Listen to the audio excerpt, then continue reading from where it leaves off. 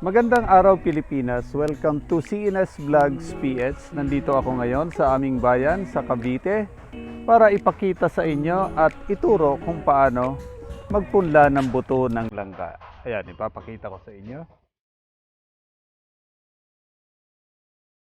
Ito yung mga butong langka ipupunla ko. Ayan, may 300 piraso ito. At ito naman yung gagamitin kong seedling bags. Ayan, ang size nito ay 5x8.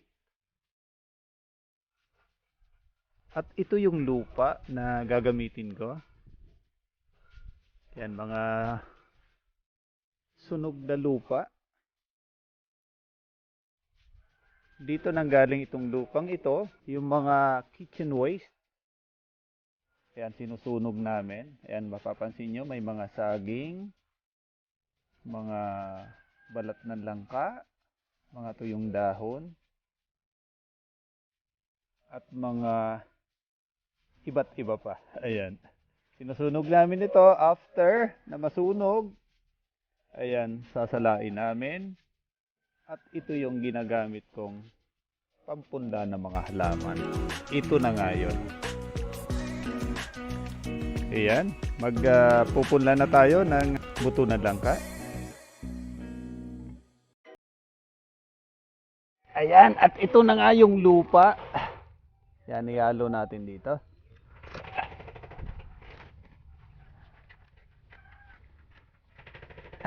Ayan, ito yung lupang gagamitin natin pampunla dito sa mga buto ng langka.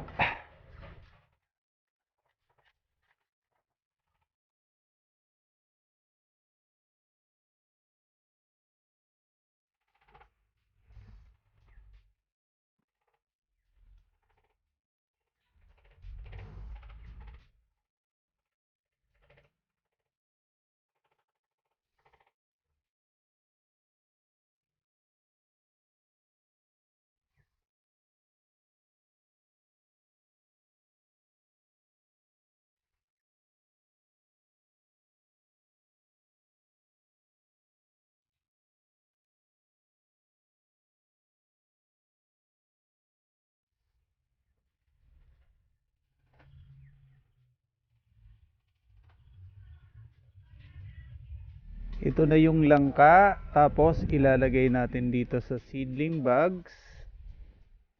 Ayan, nalagyan na natin ng lupa. Ayan, mag-i-start na tayong magpunla nitong mga buto ng langka. Ayan, ilalagay natin isa-isa dito sa seedling bags.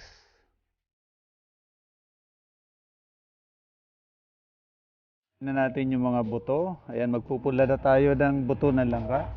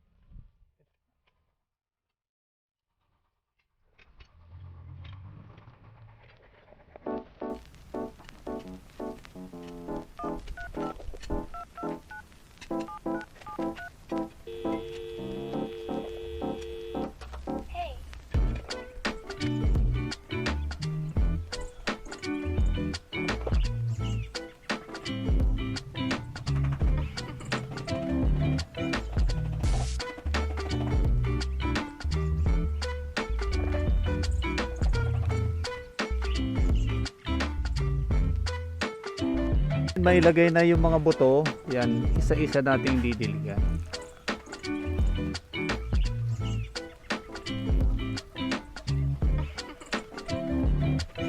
Then siguro mga after 2 weeks, makikita natin yan. Sisibol na yung langka na ito.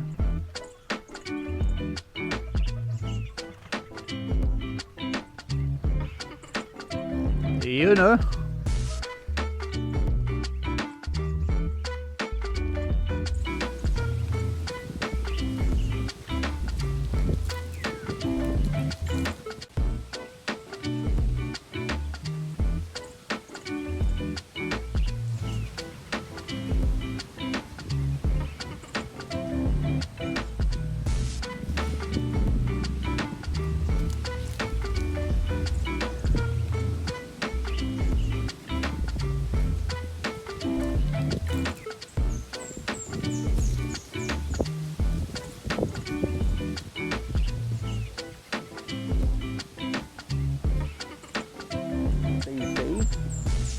home.